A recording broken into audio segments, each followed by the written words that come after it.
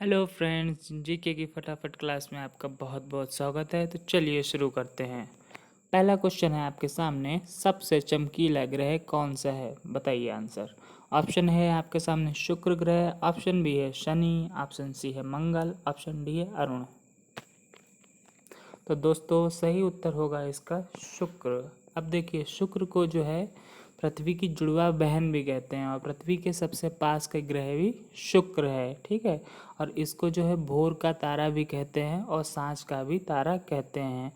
उसमें देखिए आपको एक ऑप्शन दे रखा है शनि, तो अभी वर्तमान में सबसे ज़्यादा उपग्रह वाला जो ग्रह है वो शनि है। और एक ऑप्शन दे रखा है मंगल, तो मंगल ग्रह जो है इसको हम लोग लाल ग्रह भी कहते हैं। तो आपका पहले क्वेश्चन का आंसर हो जाएगा शुक्र ग्रह।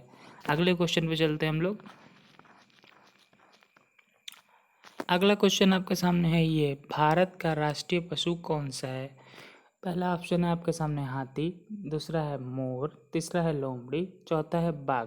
अब देखिए, मैं हर क्वेश्चन के साथ साथ मैं एक्सप्लेनेशन देता रहूँगा, 2 से 4 क्वेश्चन जो है आपको एडिशनल भी तैयार कराता रहूँगा। तो ठीक है, हमारा जो राष्ट्रीय पशु है वो है बाघ। ठीक है, अभी बाघ के लिए अगर कोई पूछ ले कि भारत में टाइगर रिजर्व कहाँ पे है, ठीक है, अगर पूछता है कोई भारत में टाइगर रिजर्व कहाँ पे है, तो भारत में टाइगर रिजर्व जो है हमारा वो कहाँ पे है? वो है मध्य प्रदेश में, याद रखिएगा। ठीक है, और सफ़ेद टाइगर के लिए कौन सा प्रदेश जाना जाता है? वो भी मध्य प्रदेश है। मध्य प्रदेश के कहाँ पर है? रीवा में है, याद रखिएगा। आगे चलते हैं हम लोग। अगला क्वेश्चन है आपके सामने ये, भारत का राष्ट्रीय जलीय जीव कौन सा है? ऑप्शन ए है समुद्री घोड़ा, ऑप्शन बी है झींगा मछली, ऑप्शन सी है स्टारफिश, ऑप्शन डी है डॉल्फिन। तो दोस्तों इसका जो उत्तर होगा, इसका उत्तर है आपका ऑप्शन डी डॉल्फिन। ठीक है, इसका उत्तर है ऑप्शन डी डॉल्फिन। ठीक है, और ये डॉल्फिन कहाँ पाई जाती है? मोस्टली जो है ब्रह्मपुत्र नदी में पाई जाती है, जो कि पूर्वोत्तर भारत में पड़ती है। ठीक है, असम और मेघालय वाले क्षेत्रों में ये पाई जाती है। अगले क्वेश्चन पे चलते हैं हम लोग। अगला क्वेश्चन है आपके सामने, भारत का राष्ट्रीय फूल कौन सा है? तो ऑप्शन ए है कमल, ऑप्शन बी है गुलाब, ऑप्शन सी है गेंदा, ऑप्शन डी है चमेली। तो दोस्तों इसका उत्तर होगा कमल। ठीक है, कमल का कभी कभी पर्यायवाची भी पूछ लेता है, तो याद रखिए कौन कौन सा? पंकज, जलज, राजीव। और अगर आपसे कोई पूछता है कि उत्तर प्रदेश का जो है प्रादेशिक फूल कौन सा है, तो वो है पलाश का फूल। ये भी आप याद रखिएगा। ठीक है, और कभी कभी आपसे पूछ लेता है कि हमारा राष्ट्रीय फल कौन सा है, तो बताइएगा आम। चलते हैं अगले क्वेश्चन पे। अगला क्वेश्चन है आपके सामने ये, कि भारत के राष्ट्रीय झंडे की लंबाई और चौड़ाई में अनुपात कितना है? तो ऑप्शन ए है 5:3, ऑप्शन बी है 3:4, ऑप्शन सी है 3:2, ऑप्शन डी है 1:2। इसका उत्तर है दोस्तों ऑप्शन सी 3:2। ठीक है, अच्छा आपसे अगर कभी कभी पूछ लेता है कि सबसे पहले भारतीय झंडा किसने फहराया था, तो सबसे पहले जो भारतीय झंडा फहराया था वो मैडम भीकाजी कामा ने फहराया था। वो भी कहाँ फहराया था? तो 1907 में जर्मनी के स्टुअर्ट में फहराया था। ये भी आप याद रखिएगा। ठीक है, भारत में सबसे पहले राष्ट्रीय झंडा किसने फहराया था? तो वो थे पंडित जवाहरलाल नेहरू ने। कहाँ फहराया था? तो लाहौर में रावी नदी के तट पे फहराया था। ठीक है, ये भी याद रखिएगा, 31 दिसंबर 1929 में। आगे चलते हैं हम लोग। अगला क्वेश्चन है आपके सामने, कि भारत का राष्ट्रीय गान किसने लिखा था? तो आपका ऑप्शन है सुरेंद्र नाथ, रविन्द्रनाथ टैगोर, बंकिम चंद्र चटर्जी, अरविंद घोष। तो इसका उत्तर बताइए मुझे। इसका उत्तर है दोस्तों रविन्द्रनाथ टैगोर। ठीक है, अच्छा कभी कभी ये भी पूछ लेते हैं आपसे कि राष्ट्रीय गान कितने सेकंड में गाया जाता है, तो आप बताइएगा कितने सेकंड में? 52 सेकंड में। ठीक है, और रविन्द्रनाथ टैगोर ने ये लिखा था 1911 में। ये भी आप याद रखिएगा।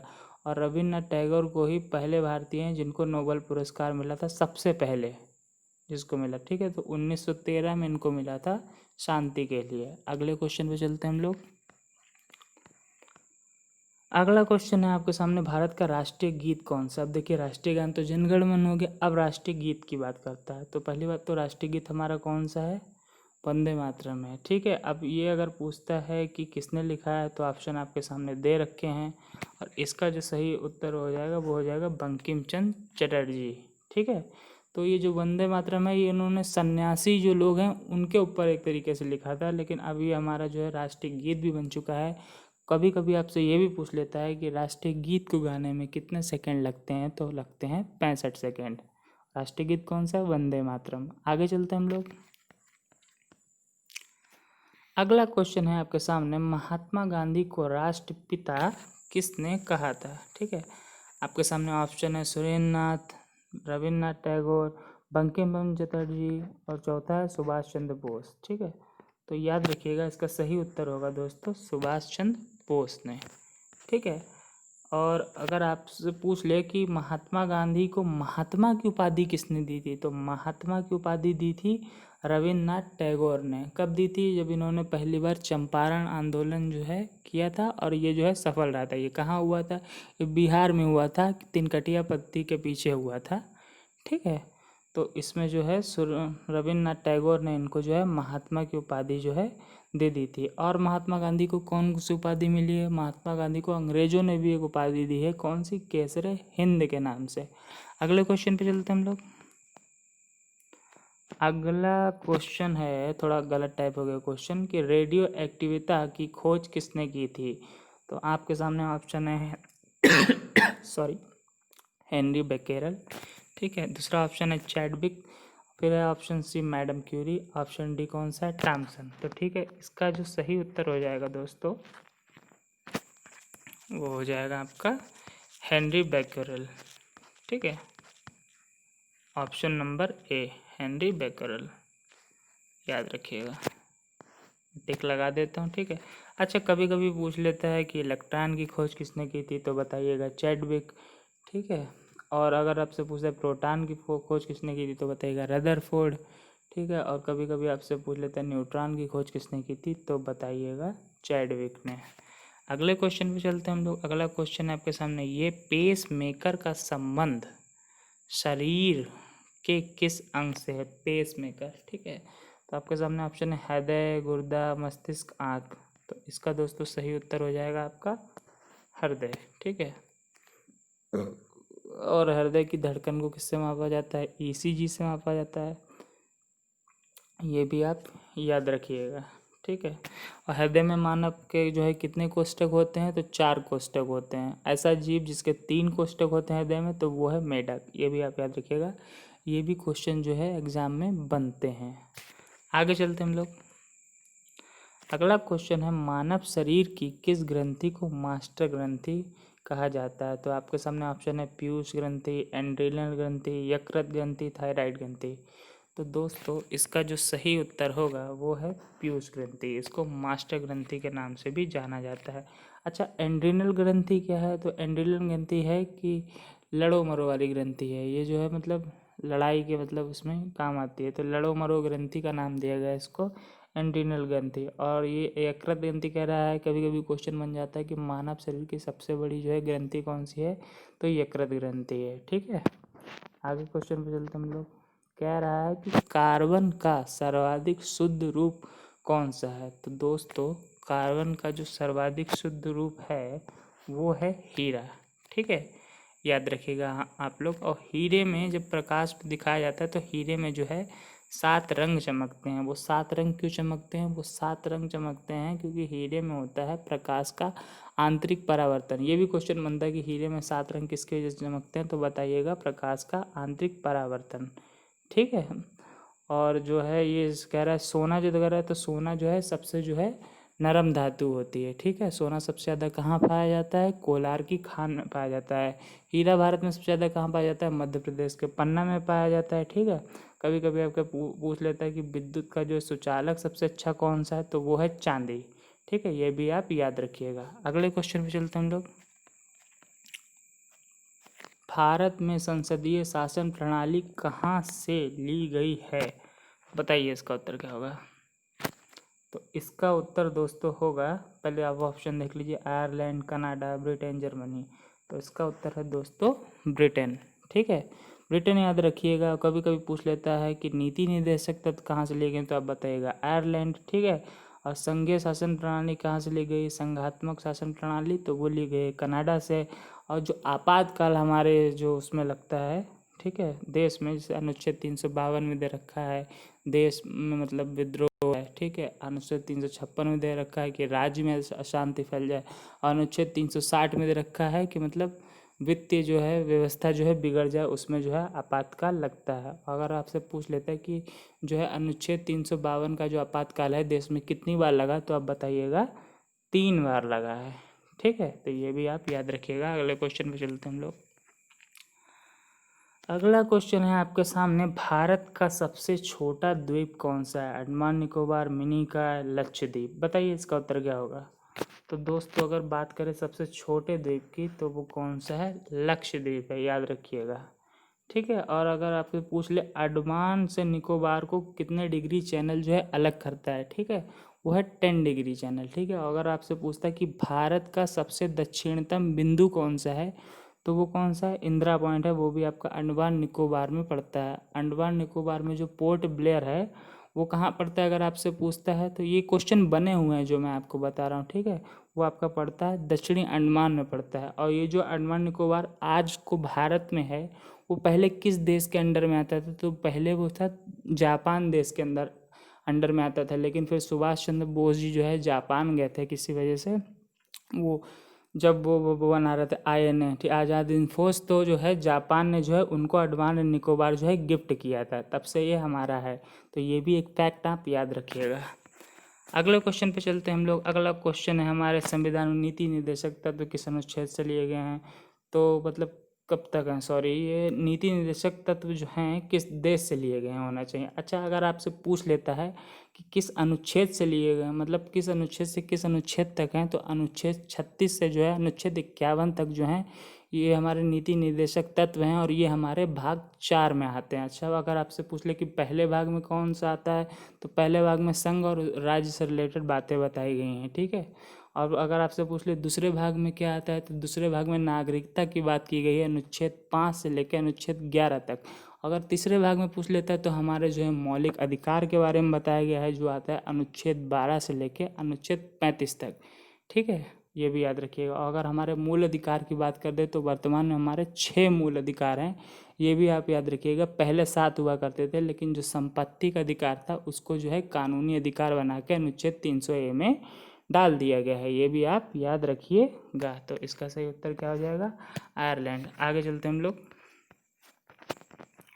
अगला क्वेश्चन है, यूरोप की जीवन रेखा किस नदी को कहा जाता है? तो दोस्तों इसका सही उत्तर है आपके सामने राइन नदी। चलिए जान लेते हैं कि यूरोप का जो सबसे व्यस्त बंदरगाह है रॉटरडैम बंदरगाह, वो भी राइन नदी के ही तट पे है। अगर आपसे कोई पूछता है कि यूरोप की सबसे बड़ी नदी कौन सी है, तो आप बताइएगा वोल्गा नदी है। कौन सी नदी है? वोल्गा नदी है, ठीक है। अच्छा, इसमें एक और ऑप्शन दे रखा है डेन्यूब, ठीक है। तो डेन्यूब नदी एक ऐसी नदी है जो यूरोप के 10 देशों से होकर गुजरती है, ठीक है। और इसका उद्गम स्थल अगर पूछ ले किस देश से, तो बताइएगा जर्मनी से है। और ये जो ऑप्शन नील दे रखा है, ये देश की सबसे लंबी नदी है नील, जो कि कहाँ की है, यहाँ कहाँ पे है? अफ्रीका महाद्वीप में है। अगले क्वेश्चन पे चलते हैं। अगला क्वेश्चन आपके सामने कह रहा है गिर राष्ट्रीय उद्यान किस राज्य में है? तो इसमें जो आपको पहला ऑप्शन दिख रहा है गुजरात, तो गुजरात में ही आपका कौन सा है? गिर राष्ट्रीय उद्यान है, याद रखिएगा, ठीक है। अच्छा, कभी कभी पूछ लेता है कि काजीरंगा राष्ट्रीय उद्यान कहाँ पे है, तो वो बताइएगा असम में है। और ये किस लिए फेमस है? काजीरंगा राष्ट्रीय उद्यान किस लिए फेमस है? एक सिंग वाले गैंडे के लिए। और ये जो गिर राष्ट्रीय उद्यान है ये किस लिए फेमस है? तो एशियाई बब्बर शेर के लिए जो है गिर राष्ट्रीय उद्यान फेमस है। अब गुजरात की बात आ गई है तो मैं बता देता हूँ कि सबसे लंबी तट रेखा अगर कौन सा राज्य बनाता है भारत का, तो वो गुजरात बनाता है। गुजरात के अहमदाबाद को ही भारत का मैनचेस्टर भी कहा जाता है।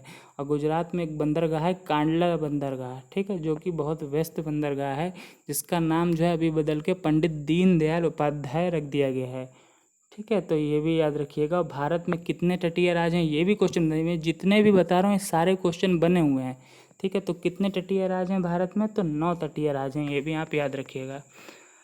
अगले क्वेश्चन पे चलते हैं हम लोग। विश्व का एकमात्र द्वीप मांजुली द्वीप किस नदी पर स्थित है? आप सोचिए, नदी पे द्वीप, द्वीप क्या होता है, ठीक है। द्वीप क्या होता है? जो चारों तरफ से जल से घिरा हो उसको बोलते हैं द्वीप।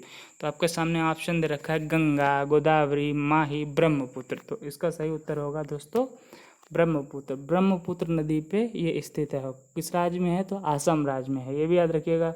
ठीक है। और गंगा भारत की जो है सबसे लंबी नदी है। इसकी जो लंबाई है करीब 2500 किलोमीटर के आसपास है। ठीक है। और इसमें एक ऑप्शन दे रखा है आपको, माही नदी।